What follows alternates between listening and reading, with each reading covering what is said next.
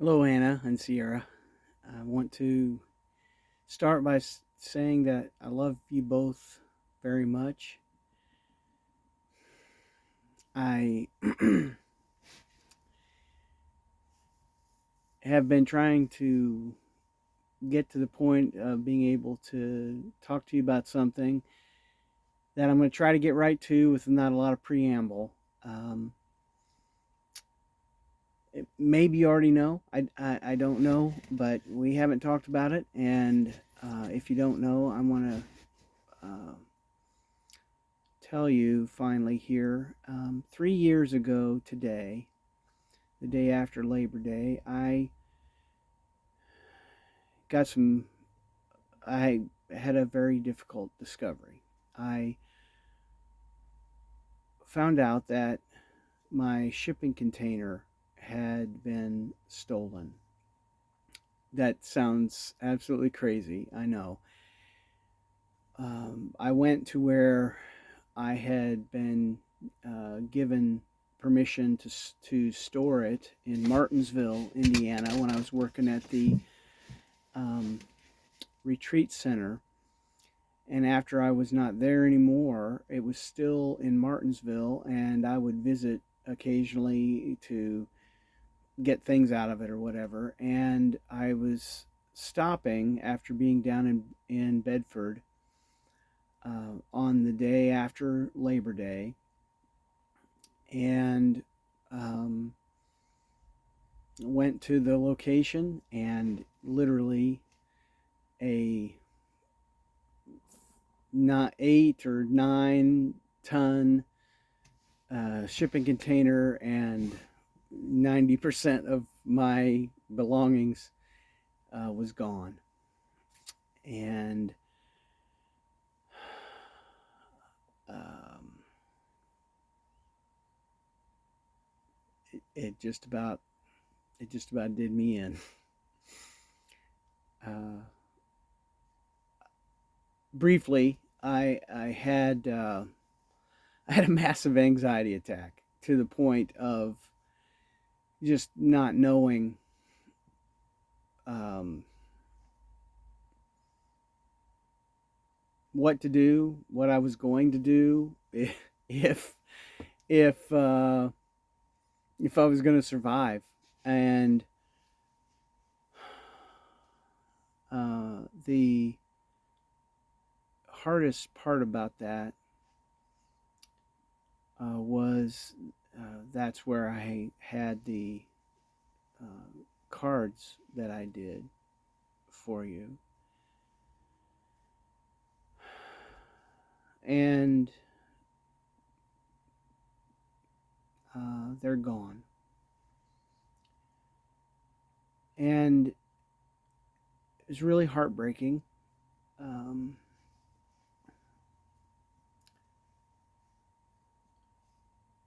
I so very much wanted you to have them, and I'm probably always, I will always regret that I didn't bring them to Sierra's wedding and just ask you to take them, Sierra, including Hannah's. Um, for a number of reasons, which I'd be glad to talk with you about. I don't want to belabor it now. Um, um, I thought it was the best thing to do um, to wait, and I sure wish I hadn't. But at the time, I of coming down for the wedding, I just came to the conclusion that it could have, maybe would have been a burden and possibly a distraction, an inappropriate distraction. Um, so I didn't even bring them. I wish I'd put them in the truck because maybe they wouldn't have still been in the container even after several months. I may have kept them at the RV. I thought it was the safe place. There's always a chance that there could be a fire or something in the RV, and I thought the shipping container was the safest place. And um, I was a mess for quite a while. There's I enjoyed making that thing so much. I just had such a great time uh, putting it together on the inside, and with the exception of some radiant barrier uh, foam and foil sheeting that was stapled in there, which your Uncle Jim helped me with one day. I literally did the entire thing by myself. Bluetooth disconnected.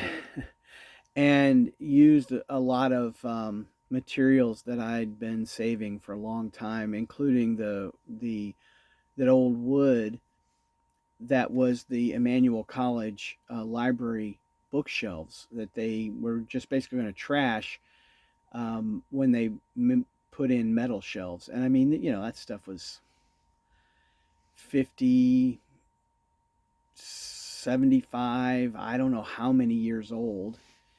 And I made suspended shelves out of it. And it just, man, I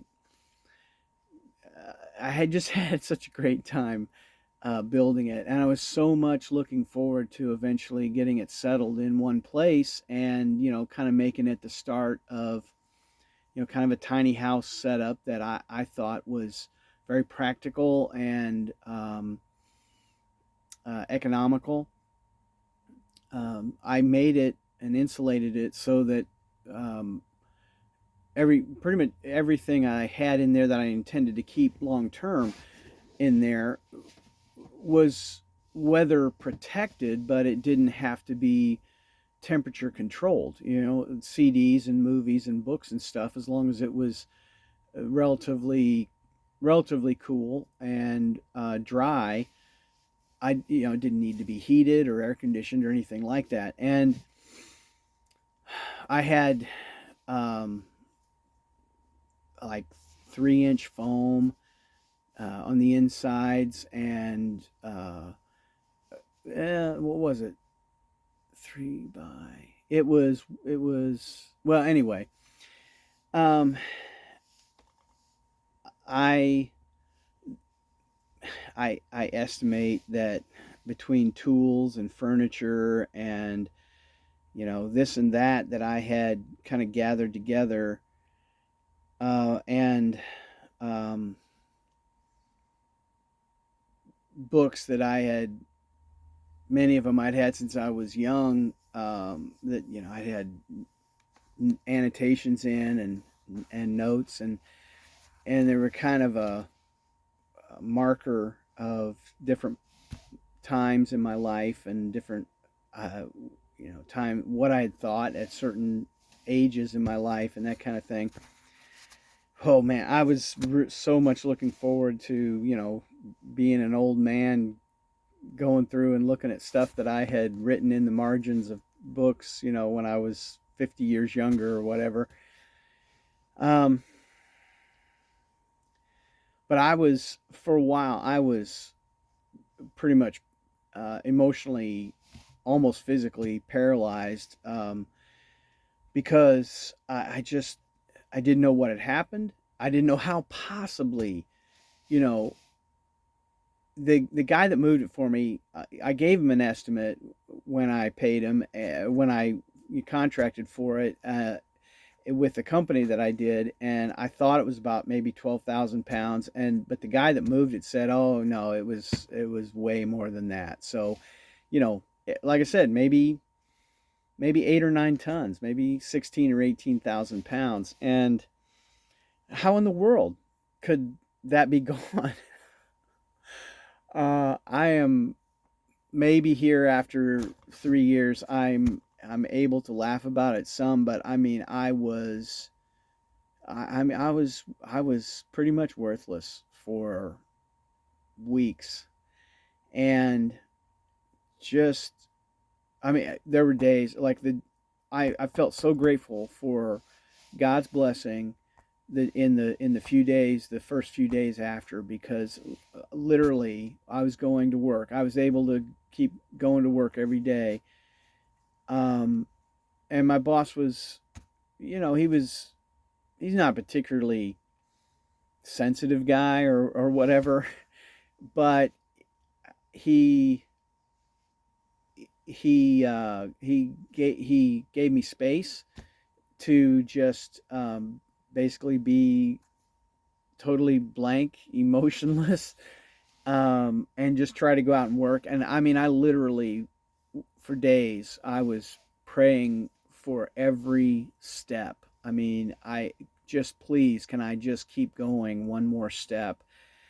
And I do several miles a day on average, and every day that I could get done and get home was a blessing. But it was just so crushing to think that those cards were gone. Um, I'm really sorry. There's no really way to put it into words. Part of the reason that I haven't talked about it to this point is that I've just really struggled with how I would tell you, and I wanted to write something, or I wanted to just call you and talk to you, or Zoom or something, but I just, the main thing is,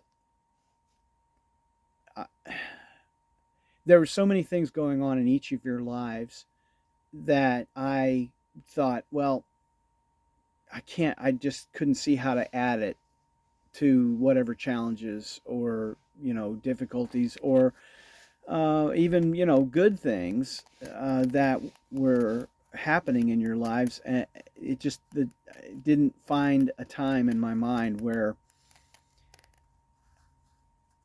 I could figure out what would be the time to do it. And so I'm sorry it's taken this long, but I've decided that the video is probably a good way, maybe the best way, I hope, to do this, and for one specific reason. All of the things in there and what was lost, uh, economically, I mean, it's 70, $80,000 worth of stuff that is gone. But and then on top of that, just the things that were really important and special to me were so many hundreds of books that Mom had given me, or that somebody else had given me, or that I'd bought and I had, enjoyed marking up. But the thing that was just brutal about it for me was that the cards were gone. But at the same time, one of the last conversations I had with you, Hannah, where we had talked about the cards, it's part of the reason I thought they might be a burden, is that I'm not sure that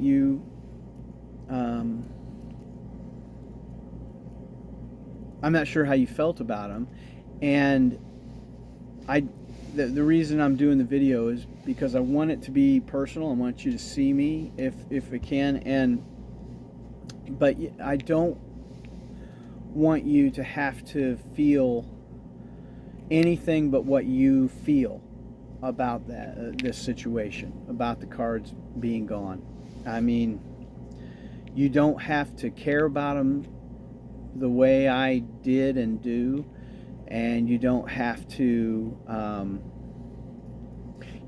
feel any way but what you feel about them. And if that's positive, then I'm really sorry for any distress that it will cause. But also, if it comes as almost a relief, then that's okay. That's absolutely okay. And so, rather than talking on the phone or by video chat or whatever, and you being struck with it in the moment and having to respond to me in the moment, hopefully this is a way for you just be able to digest it on your own and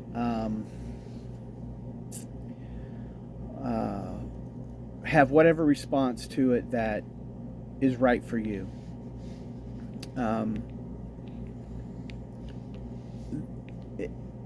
I tried to find out what could have possibly happened, and I won't go into all of it here. If you want to talk about it, then yeah, let's do. I think I can do it without being a basket case at this point. I hope anyway. But if you don't, that's absolutely fine. Absolutely fine. What ended up happening was I did some kind of, it's weird, but I did some Google map searches and found a place in Martinsville there was just a bunch of shipping containers. And so about a week or two after it happened, I had some friends that were trying to help me track some things down, and it turns out that the people that had ended up owning the property where it was at, it turns out they were not trustworthy. And again, only details at your request, and it's a weird story. It's kind of funny and sad, and but you don't have to know it if you don't want to. The short version is that about 2, maybe 3 weeks after I found out it was gone, I found it.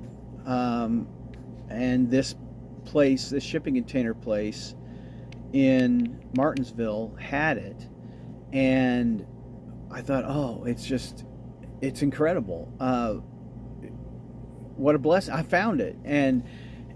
And yet when I was pulling around to the access gate where I was going to try and see if I could, get in and talk to the person that had it or whatever, I found that just a bunch of my stuff was just all over the ground, all around it. Like, it had been opened and stuff was just everywhere. And, there were like stereos and plural, and computer monitors and, all kinds of stuff. I mean, oh man, metal milk crates that are just like, they're so expensive now. I mean, I got most of these back when I was, practically, I was in college. And anyway, so many things just were out and spread all over the place. And I thought, well, okay, the stuff is the stuff, but please, just if the cards are still there, please. And I got a hold of the owner. Man, what a rough character this guy was, and is, I guess. He made it clear within the first minute that we were talking that there were a number of guns that were either already pointed at us or were readily accessible. It was quite a situation.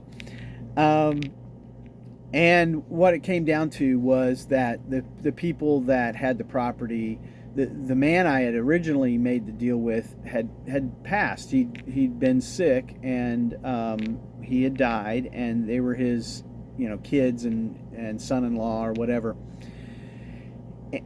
And they had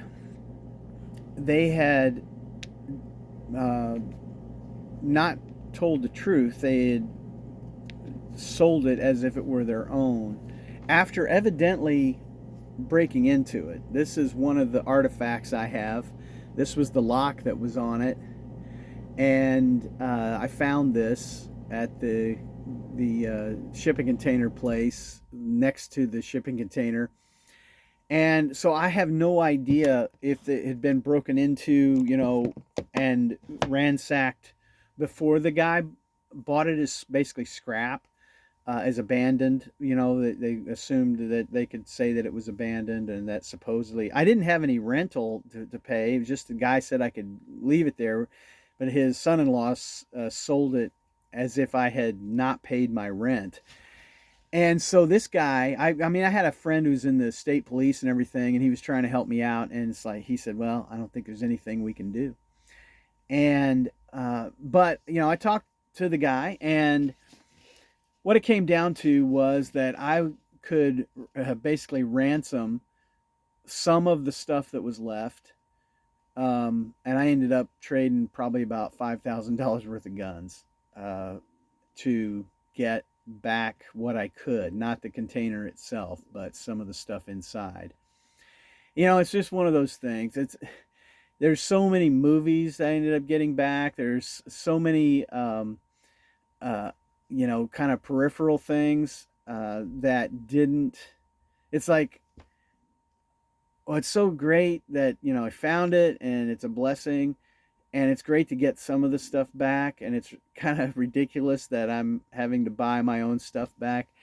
Um, but of course, the stuff that was most important was gone. It turns out, he says that basically they just got a dumpster and just threw all the paper away. All my ministry filing cabinet that had all my notes from, like, 30 years, a lot of my college stuff, all my yearbooks,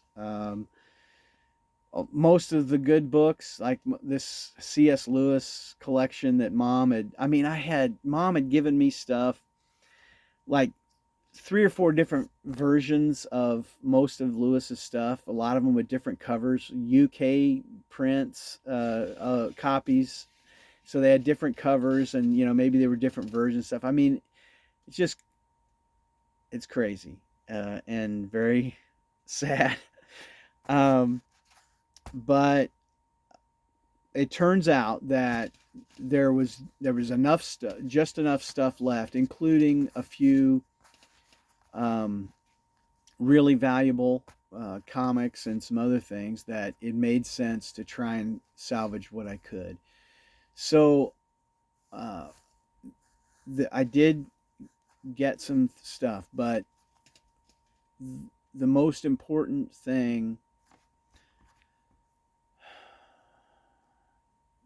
in there for me was, all those 3x5 cards. 11 years, uh, and it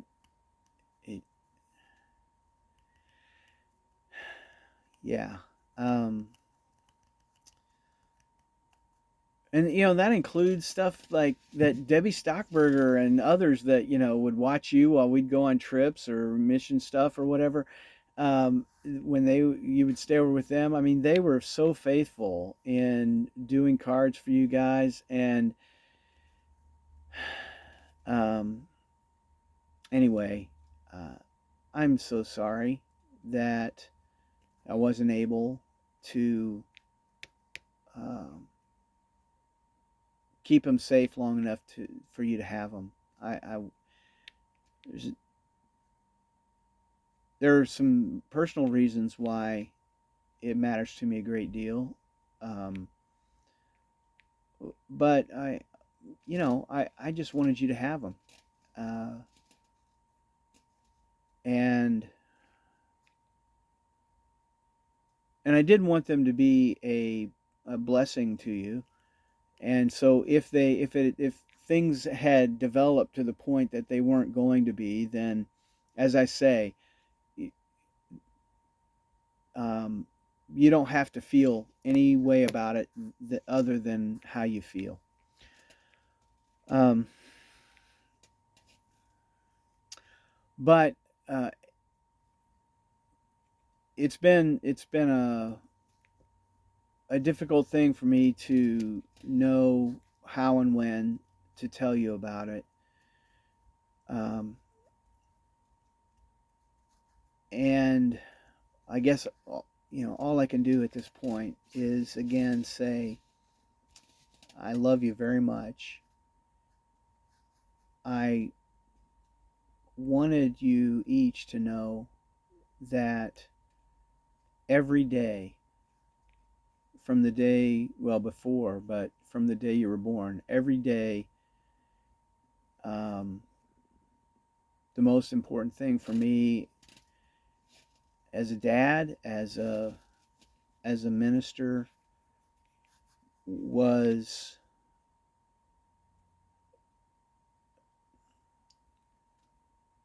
trying to do some little thing, a little 3x5 card, trying to do some little thing to show that my priority for relationship um,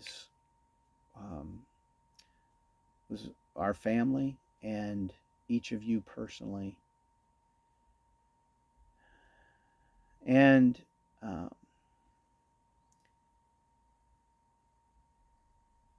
I hope that you know that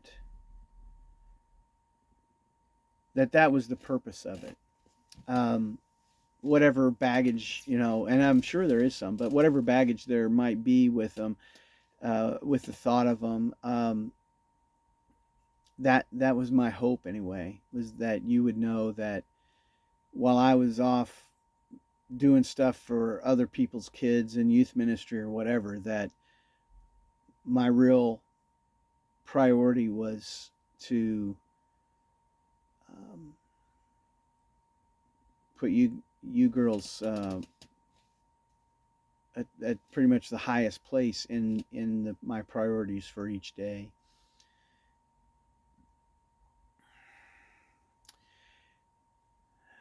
Uh, I would like to talk about this if you would like to talk about it individually or together. And I'm sorry for it to come as, if you didn't know already, for it to come as even if they, even if they had been a burden, I mean, it's still a shock to know that they're gone. I mean, and oh man, it was so final.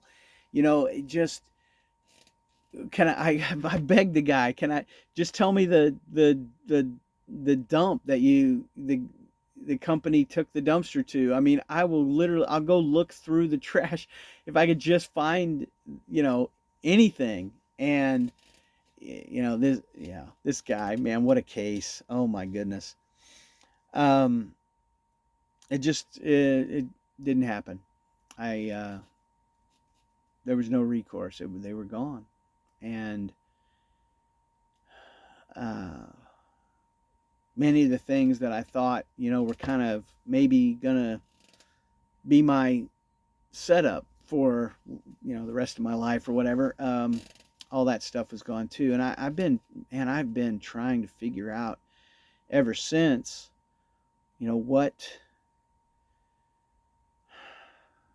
it all means. If I'm supposed to take some kind of lesson from it, if there's some failure more than I already feel about it, to try and understand, or whatever.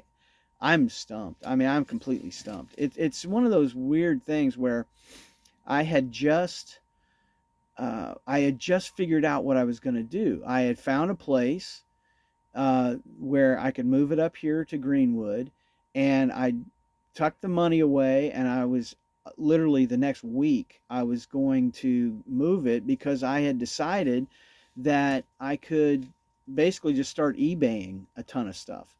And that I really thought that was kind of even God's direction, that it's like, this is the thing to do. And so it's been completely confusing.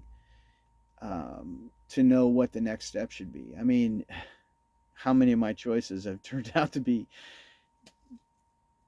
devastating failures? Um, so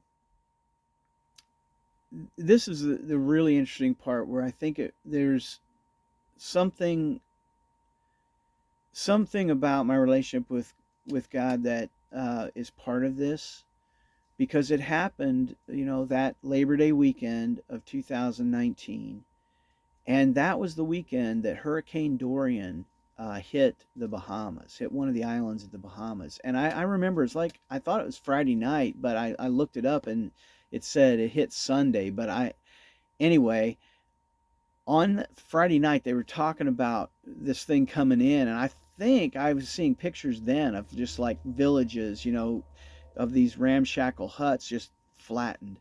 And I distinctly, I mean, I'm very close right now. If I stood up, I would be right in the spot where I was looking at my TV here in the RV, and I was praying. I was saying, you know, God, I don't know what would happen if, I lost everything. But I hope that I would trust you, and um, uh, that I would know that you were still going to take care of me, or whatever. And at the time, that was like Friday night or whatever. At the time, I I said that, and then I literally said in the prayer, I said, but I kind of doubt myself. I just don't know how I would respond. And 3 days later, I got the chance to find out, and you know, I was a wreck. I mean, a wreck.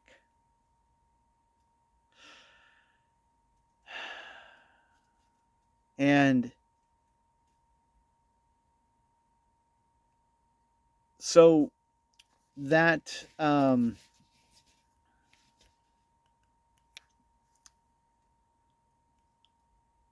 that's that's a very real moment for me, recognizing that these folks in the Bahamas. I mean, they had they had practically nothing. This little, it's not a village exactly. It was a city, but it was a city of basically, you know scrap wood and scrap tin roofs, and that kind of thing. There's no way it was going to survive this storm. And how much could they have? I mean, I remember being in Honduras, and some of these folks, some of the most beautiful people, sweetest spirits. And I mean, they had outdoor concrete uh, kitchens, and you know barely roofs and that kind of thing. And it's so I and this was not one of the resort areas of the Bahamas. This was folks that basically were living on the edge every day for maybe their whole lives. There's no way that what happened to me um, could could be as tragic as what happened to them. And I know that, and I I can wish that I could have handled it um, with more of, chin up, stiff upper lip kind of thing. But I didn't really, and yet uh, I am still trusting and believing that I'm loved, um, even though that happened. And some of the most important things in my entire life being gone doesn't mean that I'm not loved by God. And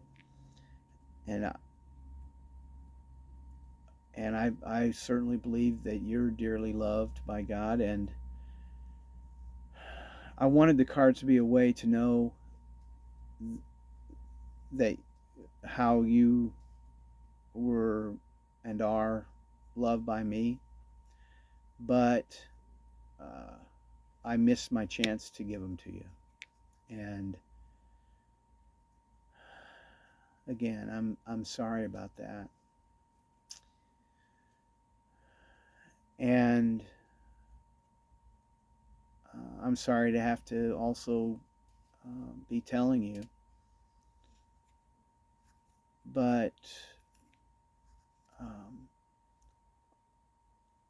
I hope you know that how how much I love and enjoy you both. Some of the some of the best moments of my life uh, are tied up in some of the days where I got to write down some things that you had either done or said that just blew my mind, just amazed me with the unique perspective or the expression of a talent or the beginning of a the distinctions of a personality and all of that. And uh, you're both just so special. uh, and oh, yeah, sorry, Sierra, I said that. um, is uh, I used the S word. um, let's talk about it if you ever want to, and uh, I'll I'll be glad if we get to do that, and I'll totally understand if we don't.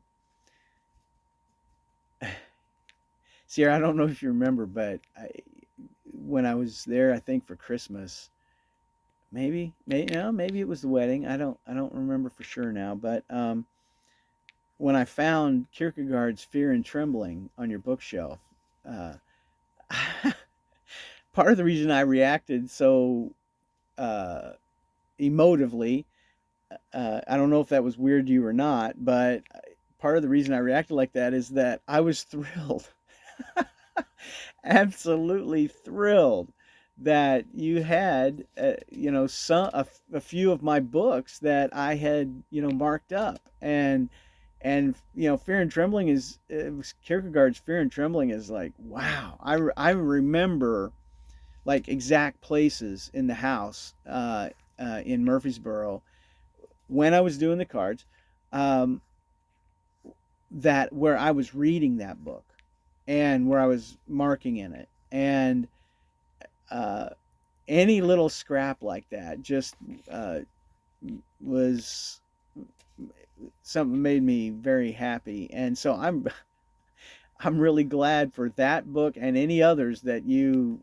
either of you might have grabbed and have, or something, anything that you might have that I don't know about, uh, because uh, so much of it is gone.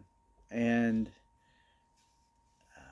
like I said, I'm really stumped about what course I'm supposed to take going forward, because I thought I understood and I didn't. Um, but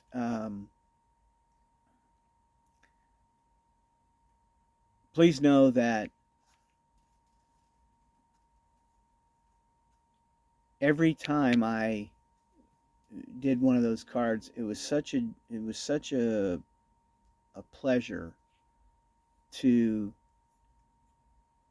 be getting to know each of you better with each day, and with trying to do something that I thought might um, be a clear expression of my love and admiration. And yeah, that I hoped, someday might be, a bit of a joy for you too. And if it would have been, then I'm so very sorry. I've gone on at least twice as long as I had planned to doing this, but I love you.